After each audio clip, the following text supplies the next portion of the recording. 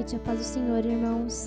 Que nessa noite nós possamos deixar com que Deus entre nos nossos lares e ministre nas nossas vidas. Boa noite, queridos. Estamos em mais um mês. Graças a Deus, até aqui tem nos ajudado o Senhor. Eu glorifico a Deus pela tua vida, eu glorifico a Deus pela nossa igreja. E estamos nesta noite iniciando uma nova série de pregações nos nossos cultos de quinta-feira. Hoje, na verdade, eu vou ficar no virtual, mas semana que vem, dia 9, o culto já será presencial. Então, essa nova série vai falar de parábolas. E lembrando os irmãos, então, na próxima semana, dia 7, estaremos com o culto presencial de oração. Dia 9, então, culto presencial de estudo bíblico. E dia 26, retornaremos com o culto de domingo às 18h30. Lembrando os irmãos que devem trazer a máscara, passar pela recepção e lavar as mãos e colocar álcool gel. São as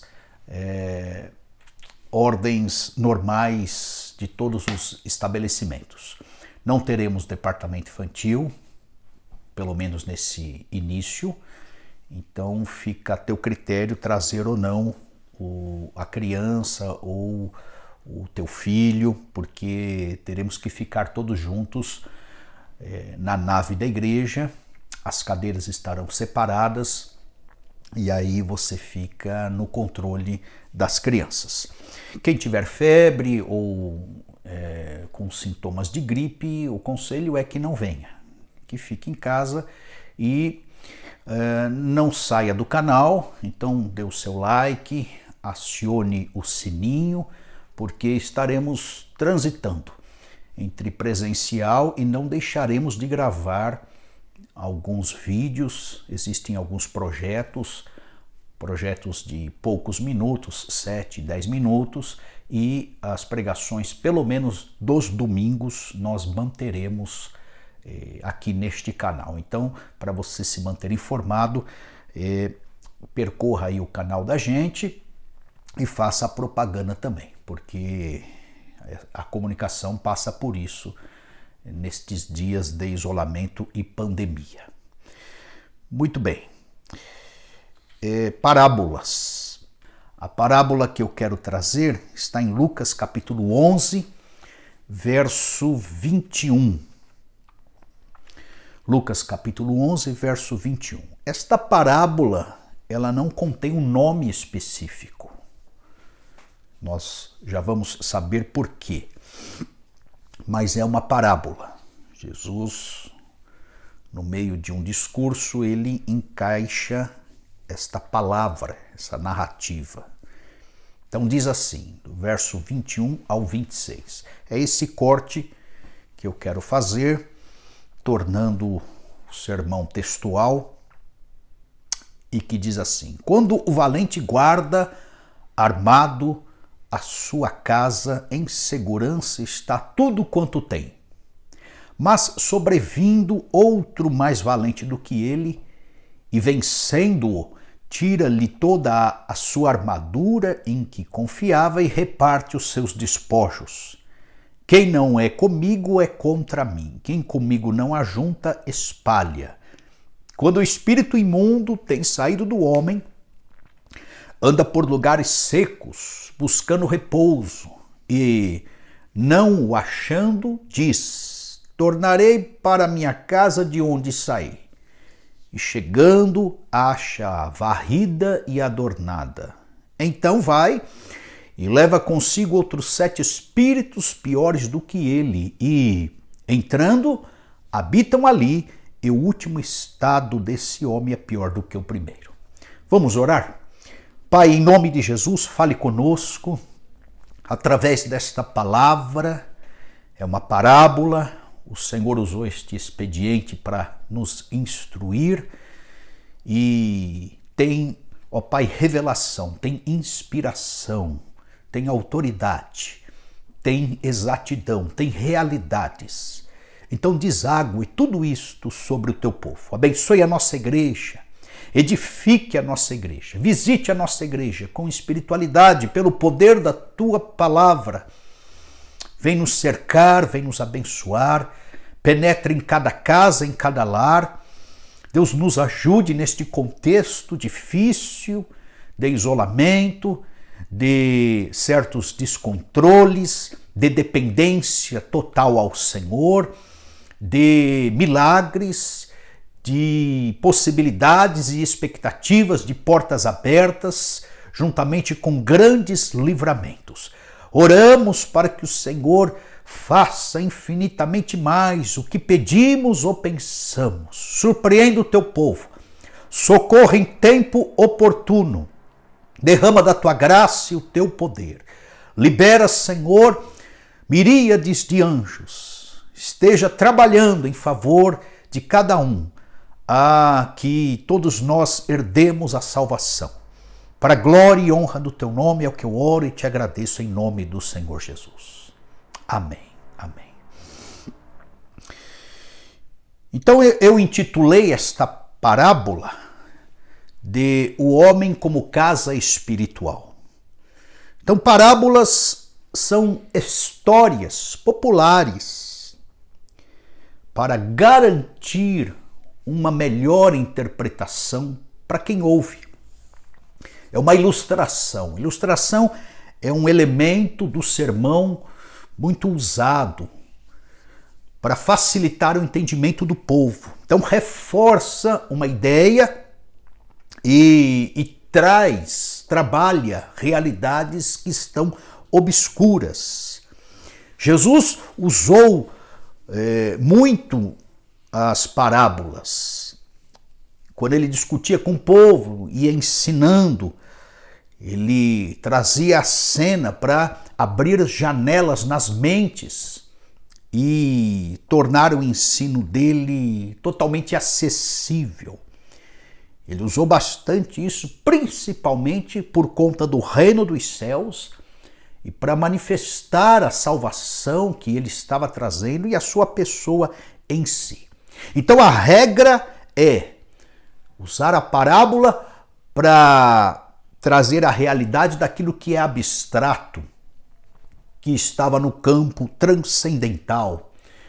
Era trazer o material, as figuras, a cena para explicar o pano de fundo, a qual ele estava tentando descortinar, que era a espiritualidade, o mundo invisível, as verdades eternas que não eram acessíveis ao povo. Um povo embotado, um povo fundamentalista, um povo ignorante, um povo com limitações no entendimento dos mistérios de Deus, do Antigo Testamento, um povo confuso nos símbolos, um povo cerimonialista sem a essência do que ia nos cerimoniais, um povo pecaminoso. Então o pano de fundo deste trecho é que Jesus estava expulsando um demônio, o qual era mudo, e aconteceu, diz o verso 14, que saindo o demônio, o mudo falou, e a multidão se maravilhou. E eles estavam então acusando Jesus, que ele estava fazendo aquilo por mãos de Belzebu, o maioral dos demônios. Expulsava por conta de Satanás, do adversário. Jesus explica que não, que ele estava expulsando pelo dedo de Deus, verso 20, e se isto estava acontecendo naqueles dias, é porque era mais uma prova de que o reino de Deus estava ali. E então ele tece esta parábola: quando o valente guarda armado a sua casa em segurança, está tudo quanto tem. Eu quero então propor para essa ilustração, para esta parábola, as seguintes informações: que nós temos que nos enxergar como casa espiritual.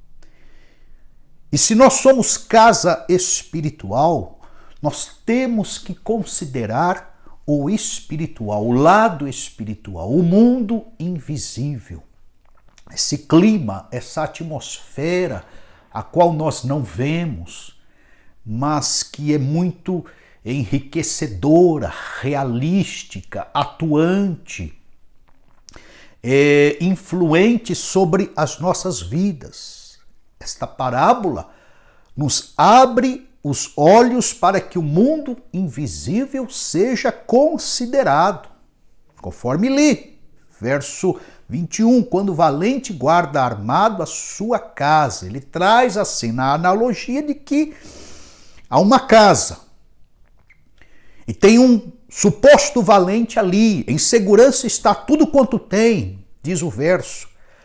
A figura, a analogia, essa casa é o homem em si, sou eu, é você. A figura é que somos habitações, nós somos moradias e um valente está em nós. Algo nos aloja, carregamos coisas. Há um poder, há uma potência que influencia sobre as nossas vidas, dentro das nossas vidas. Se não, vejam os irmãos, a analogia feita de que somos casa por Pedro, o apóstolo. Na sua primeira carta, capítulo 2, verso 5, ele recalca a mesma ideia, de forma individual. Vós também, diz ele, como pedras vivas, sois edificados casa espiritual.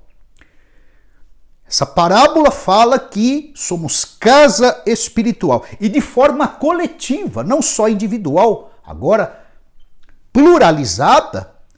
O apóstolo Paulo vai dar essa ideia, vai recalcar esta comparação em Coríntios, capítulo 3, verso 9. Ele decifra a igreja, a comunidade da fé, falando que somos cooperadores de Deus. Aliás, o apóstolo Paulo, quando se referia à igreja, nos inícios das cartas e em muitas informações que traz, falando do perfil de igreja, sempre falou no plural. Então, cooperadores de Deus, lavoura de Deus, edifício de Deus. De forma coletiva, a igreja é um edifício.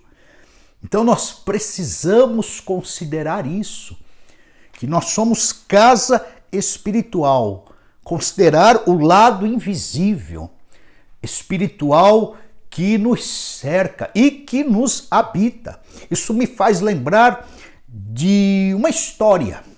Eu não sei se é real ou não, mas é interessante.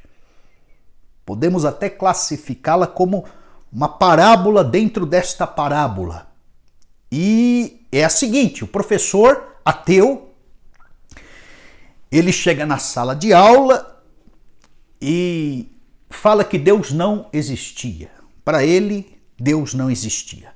E aquele silêncio dentro daquela sala de aula, e ele puxa da sua bolsa um ovo e ele desafia a sala falando o seguinte: olha, este ovo vai rolar pela mesa e ele vai cair no chão. E quando ele cair no chão e quebrar, significa que Deus não existe.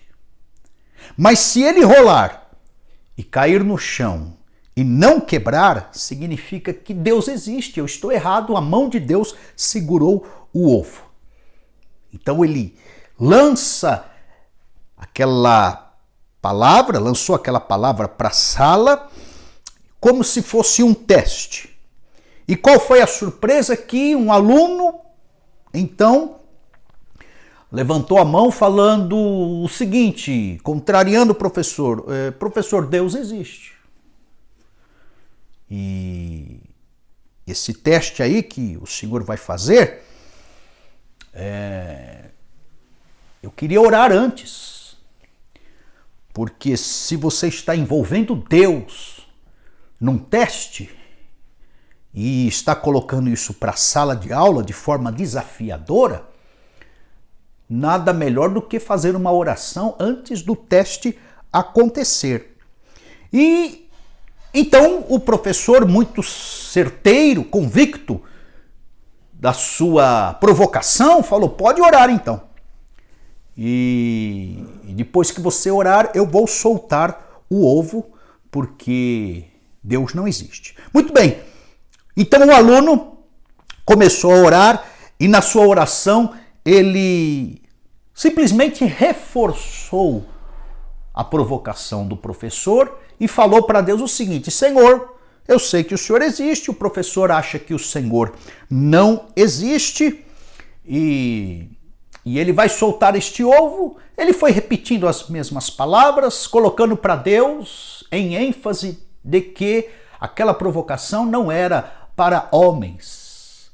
Aquela provocação se referia diretamente a Deus. Ele está te desafiando, Senhor, disse o aluno na sua oração.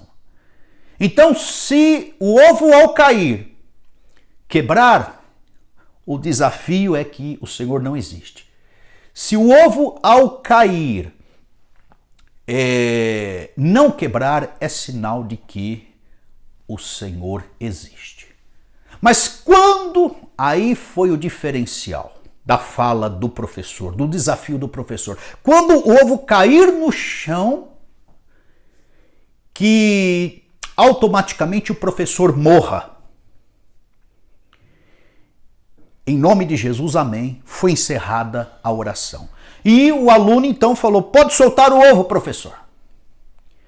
O professor ficou olhando para a cara daquele aluno, ficou intrigado, ficou inseguro, quis questionar com o aluno e o aluno falou: não, é isso mesmo. É assim que eu orei.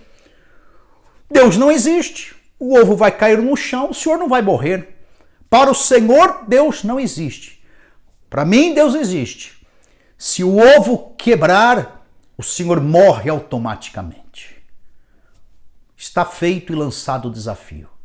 Aquele professor não conseguiu, por causa daquela oração, soltar o ovo, totalmente intrigado, porque a vida dele agora estava em jogo.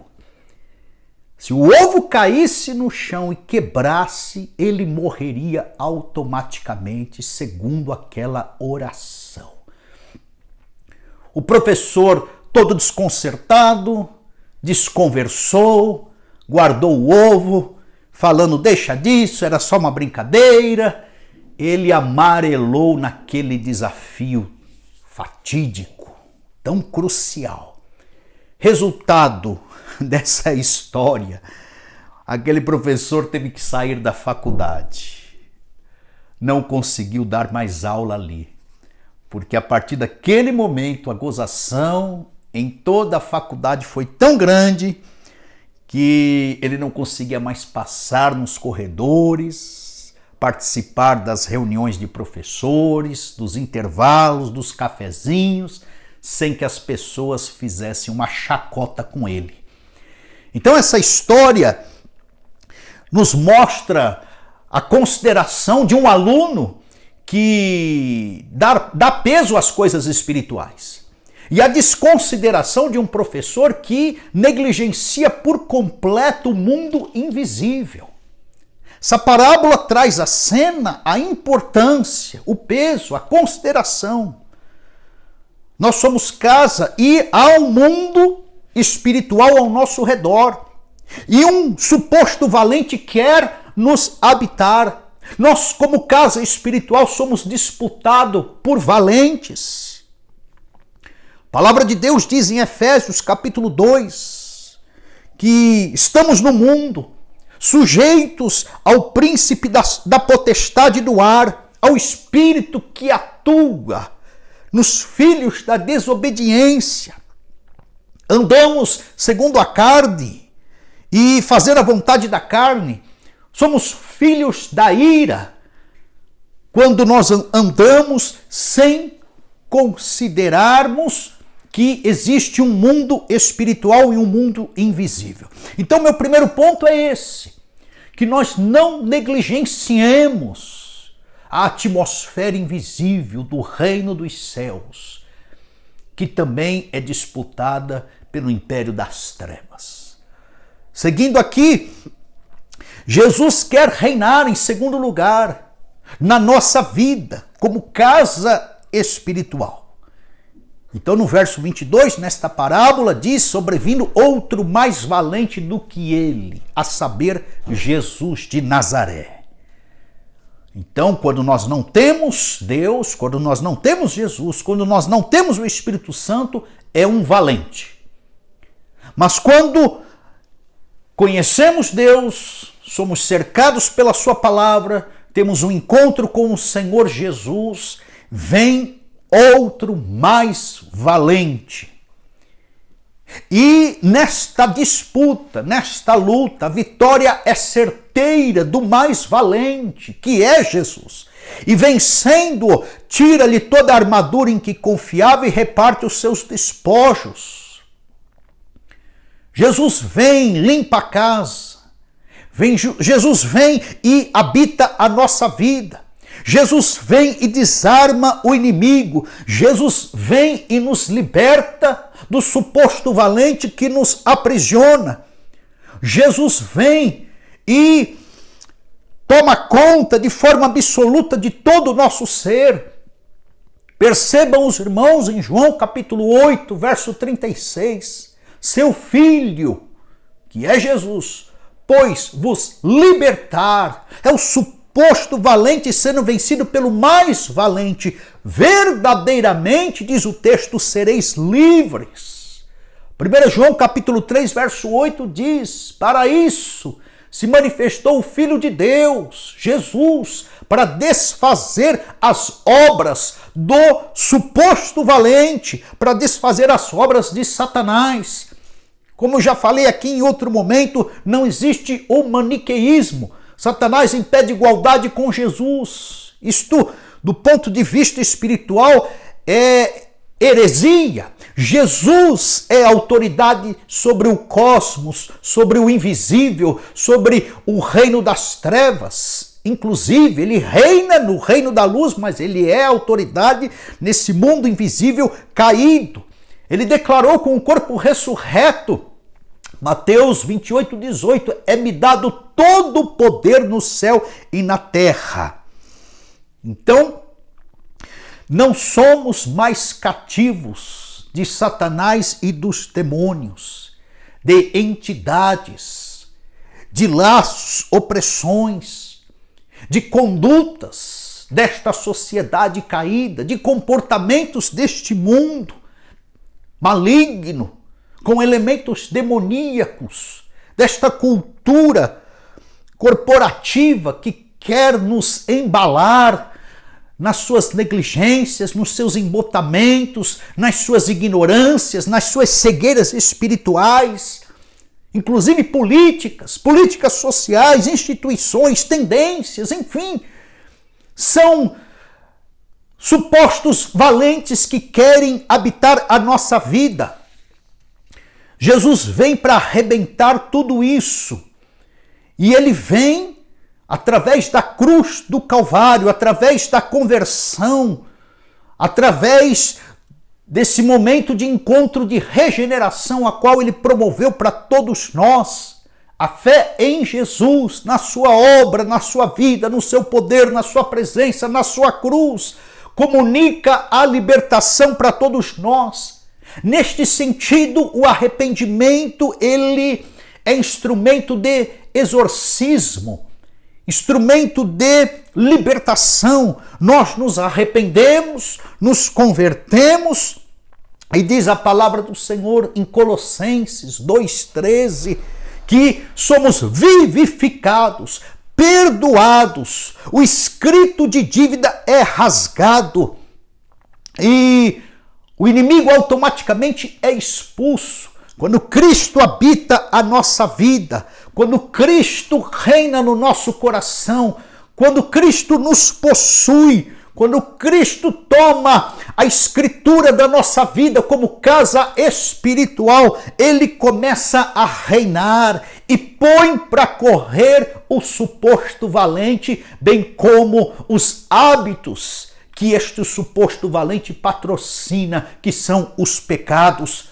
Colossenses 2,14 ainda fala, ele risca a cédula que é contrária a nós, cheia de ordenanças, que nos escraviza, ele nos tira esse peso de culpa, encrava no Calvário, para que a gente volte a ser filho de Deus, para que a gente desfrute da nossa posição de filhos abençoados, de filhos amados do Senhor. Passamos a ser templo do Espírito Santo de Deus e, consequentemente, conforme vai falar aqui essa parábola, sobrevindo outro mais valente do que ele, vencendo-o, Satanás é expulso, tira-lhe toda a armadura em que confiava, os apoios, as bases, os fundamentos, tudo isso é arrancado.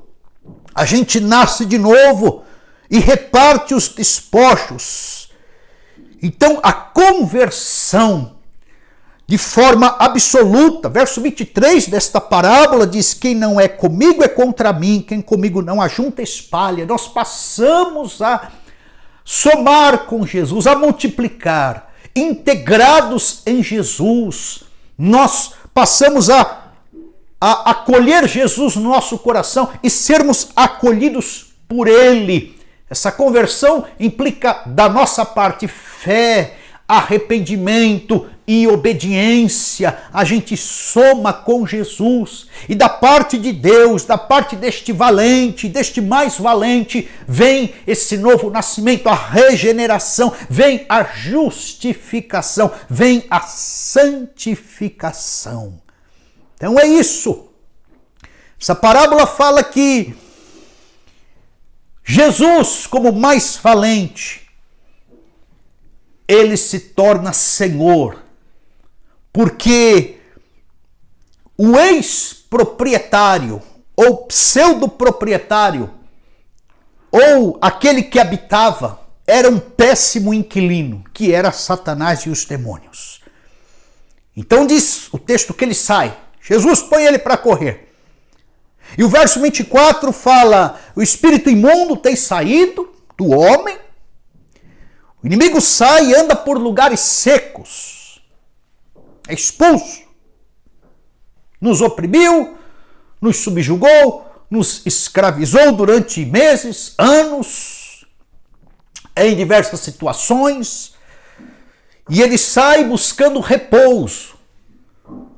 Parece que Satanás é obcecado por corpos, ele quer corpos. Talvez na dimensão de condenação a qual ele já se encontra, ele e os demônios, há um quê de perturbação. Ele quer nos possuir, ele quer habitar em nós como uma espécie de alívio. Parece que dentro de um corpo há um quê de alívio, de refrigério da parte dele, por isso que eles resistem até em sair. Eles buscam repouso. E não achando, diz, tornarei para minha casa de onde saí. Então o inimigo é expulso de nós. Eu lembro que antes de ter Jesus no coração, na fase em que fiquei longe da igreja, eu senti pesos, angústias, dores, incômodos, inclusive na carne, no físico. Eu sentia uma outra atmosfera, eu sentia um quê de maldição, eu sentia uma culpa pulsante, eu sentia um desconforto de identidade grande, eu sentia vergonhas, eu sentia inadequações, era escravo deste sentimento de melancolias, de pânicos, de angústias. Mas quando Jesus habitou, fui livre e liberto disso tudo. O inimigo saiu. Mas essa parábola então vai decifrar algo interessante. Que o inimigo, ao sair, ele passa por lugares secos, busca repouso, não acha e diz: tornarei para minha casa de onde saí. E aí ele volta. Ele fica na espreita, observando, tentando nos possuir novamente, lembrando do que passou, de como escravizou, o que fez, as correntes que gerou, algemas e prisões, e ao se deparar com as nossas vidas, percebe que estamos leves, livres, soltos, aliviados, abençoados, semblantes transformados, porque Jesus, o mais valente, está habitando. Mas aí ele não vem sozinho. E aqui está o enigma de uma das ações do maligno decifrado. Verso 26. Então vai e leva consigo outros 7 espíritos piores do que ele. Ele não vem sozinho. Ele vem com mais 7. Ele vem com uma potência a mais. Ele traz mais peso, mais convites ao pecado, ele traz mais deformidades, ele vem com uma carga maligna maior. Então ele vem para gerar incredulidades, heresias, desconfortos, enganos, desânimos. Ele vem com enfermidades, prejuízos, roubos, mortes, destruições. O inimigo é perito em gerar esse desespero, em voltar com culpas, angústias, rotas de fugas, vergonhas. Ele é perito em desestabilizar vidas. Porém, você tem que lembrar que, da tua parte, já houve fé em Jesus, já houve o arrependimento como instrumento de exorcismo, a que Satanás saia junto com os demônios. E o que deve prevalecer agora é a obediência. Do ponto de vista humano, para nós darmos manutenção à nossa vida espiritual, cabe a todos nós a perseverança em obediência.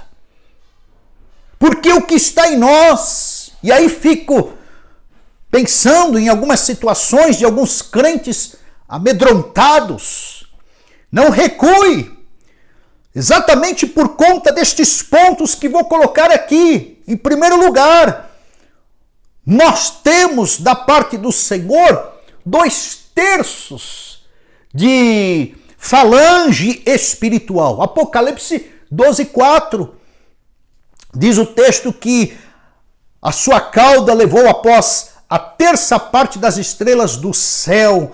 É uma contabilidade espiritual para dizer que da parte de Deus há 2/3 dos anjos. O inimigo só enganou 1/3. Nós somos mais do que eles. O Senhor estabelece o anjo dele ao nosso lado, nesse mundo invisível, a qual falei no tópico 1, que deve ser considerado. Salmo 34:7, o anjo do Senhor acampa-se ao redor dos que o temem e os livra. Deus tem nos livrado de laços, de tramas. Lembram do Salmo 124? Se o Senhor não estivera ao nosso lado, Israel que o diga.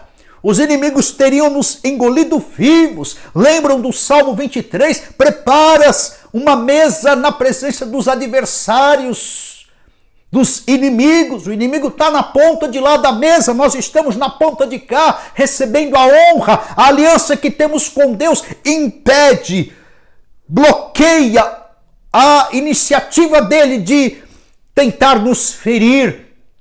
Há uma proteção em Deus. Lembram do Salmo 91? Além de habitarmos no esconderijo que é o Altíssimo, diz o verso 11, que os anjos do Senhor recebem ordem a nosso respeito para nos guardarem em todos os nossos caminhos, e eles nos sustentarão nas suas mãos. Hebreus vai falar que esta falange, esta casta angelical da parte do Senhor, eles exercem ministério para aqueles que herdam salvação, que sou eu e você. Então eles te sustentarão nas mãos para que não tropece com o pé em alguma pedra. Além do que, e a vitória está aqui, A obra de expiação de Jesus permite que nós tenhamos autoridade no avanço, no discernimento e na expulsão do inimigo das nossas vidas, nos momentos em que eles tentam nos possuir, nos derrubar, nos oprimir. Lucas 10:19, eu vos dei poder para pisar serpentes e escorpiões e toda a força do inimigo, e nada vos fará dano algum. Aqui está a lista de textos que geram revelações e muita consciência para todos nós de que nós não devemos temer uma vez do lado de Deus. Maior é o que está em nós, disse o apóstolo João, e o maligno não nos toca, também disse ele na mesma carta, agora no capítulo 5, verso 18. Nós somos protegidos pelo Senhor. Então ele quer voltar com mais 7. Ele quer piorar a nossa vida. Estamos nesta batalha espiritual, mas o conselho aqui, ainda falando e tentando discernir esse mundo espiritual, a qual você conhece, você já sabe, mas resista ao diabo, diz Tiago 4:7. Se submeta às potentes mãos do Senhor. Não se sujeitar ao Senhor e resistir ao inimigo é um tiro no pé. A ordem é essa: seja submisso a Deus. Baixe a guarda com Deus, obedeça a palavra de Deus, concorde com Deus em toda a sua revelação. E aí sim você cresce em autoridade para resistir a Satanás e ele fugirá de você. Então, pense nisso. Essa é a decifração nessa luta espiritual. Segundo ponto aqui que podemos colocar é: não dê lugar ao inimigo. Se ele colocar um pé, ele vai colocar mais 7 demônios. Então não dê lugar, diz Efésios 4:27, não deis lugar ao diabo. Vigie, meu irmão. Você sabe da performance que é ser como cristão, e você sabe de uma atuação humana, pecaminosa, maligna, se você não obedecer a Deus. Você tem essas revelações, essa decifração em ser cristão e não ser cristão. Então vigie com palavras. Você sabe aquilo que Deus quer de nós. Você sabe de uma performance sábia, de bons comportamentos que estão alistadas na palavra de Deus, nas páginas da Bíblia, de boas decisões, de frequência de lugares, de leituras, de programas, de escolhas. Você sabe disso. Então vá discernindo tudo isso para que o inimigo não tome conta da tua vida. Lembre-se, eu fui habitado por ele certa feita, outrora, no passado, mas hoje sou habitado pelo Espírito Santo. Jesus reina, Deus está em mim, então vigie sempre, conforme agora, continuando aqui, em terceiro lugar, 1 Pedro 5:8, sede sóbrios, ou seja, uma pessoa lúcida, vigiai, esteja atento, abra os teus olhos, o inimigo, vosso adversário, ele não vem para passar a mão na tua cabeça, ou se vier, vem travestido de anjo de luz, conforme Paulo falou aos Coríntios, e ele anda ao derredor, ele quer tragar, bramando como leão, ameaçando, acuando, insinuando. Não tema, tema a Deus, buscando a quem possa tragar, diz o texto. Então você tem discernimento suficiente e que esta parábola te abra ainda mais aos olhos para que você não caia. E, em última análise, tome posicionamento dentro da tua casa, no teu carro, por onde passar, mesmo nesta igreja, ambientes de trabalho diversos. Expulse-o quando necessário. Alguns pensam que a expulsão de demônios é um dom. Não, É um mandamento universal. Marcos 16, 17. Estes sinais seguirão os que crerem. Em meu nome expulsarão os demônios. Há muitos que colocam várias regras, metodologias, aumentam o mistério da repreensão, do exorcismo, mas aqui está a fórmula a qual Jesus deixou para todos nós, e foi uma só. Ou seja, o evangelho tem o seu lado simplório. Muitos complicam as revelações, aumentam os mistérios, muitos fazem desta batalha espiritual uma celeuma, um ponto de conflito ainda maior, uma bola de neve, mas está muito reduzido a uma simplicidade. Em nome de Jesus, através deste nome, há uma obra, através deste nome há uma autoridade, através deste nome há um Deus, através deste nome há uma ação liberada a todos os que creem. Então, em meu nome expulsarão os demônios. Não parta para entrevista com demônios, para conversas infinitas, não fique ali alimentando coisas carnais, malignas ou demoníacas. Então somente se posicione e expulse. A tua conversa é com Deus, a tua entrevista é com Deus, a tua relação é com Deus, o teu diálogo é com Deus. Pense nisso, querido. Esta parábola fala muito sobre o trato que temos com Deus, em sermos habitação do Senhor da Trindade, e a nossa posição frente àquele suposto valente que nos escravizou no passado, na vida pregressa.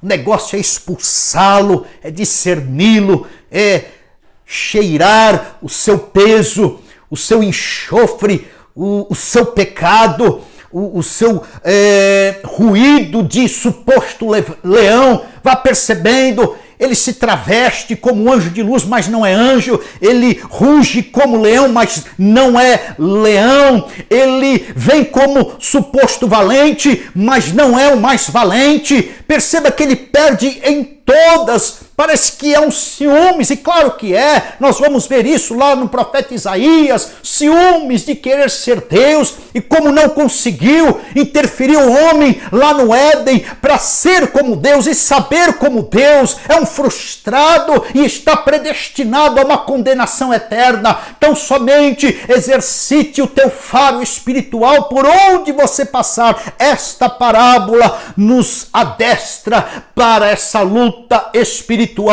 e para a permanência de Jesus reinando no nosso coração, porque se ele sair, o inimigo virá com mais 7.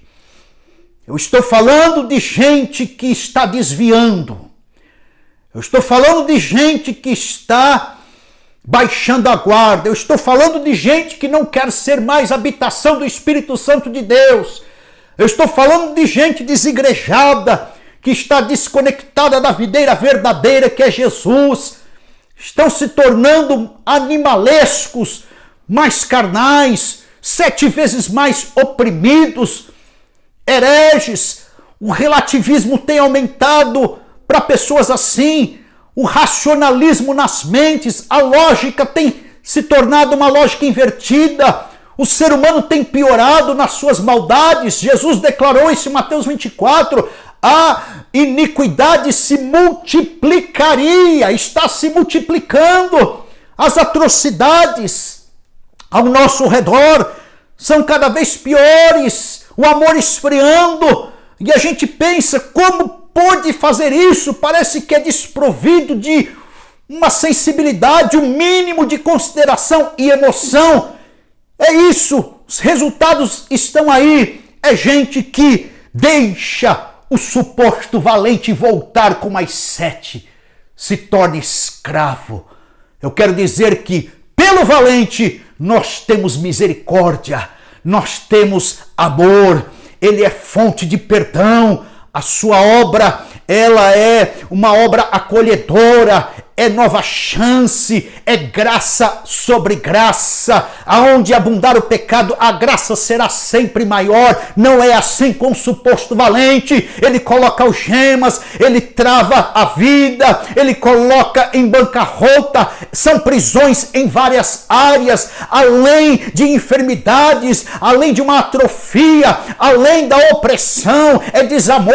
A plataforma que ele age e coloca os seus adeptos é plataforma de morte, destruição e roubo, disse Jesus em João capítulo 10. Então, eles devem ser nas nossas vidas restringidos, prendidos, amarrados, inibidos, evitados. Faça algo por isso, meu irmão, você que está aí nesse sono da indolência, nesta falta de sensibilidade espiritual, acorde.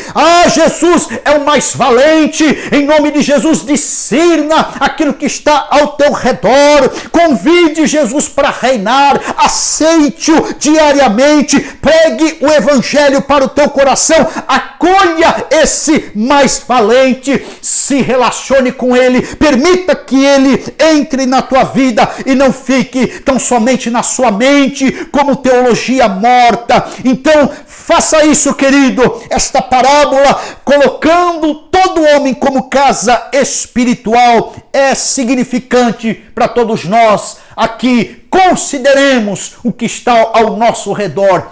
Muito mais agora, neste clima de mudanças, de fagulhas escatológicas. Muito mais agora teremos que colocar Jesus para reinar como Senhor da nossa casa, da nossa vida. Ele é que vence, diz o texto, vencendo-o. É Jesus que vence. Voltando ao Salmo 23, o que afasta a presença do lobo no rebanho, na vida da ovelha, é também a presença do sumo pastor.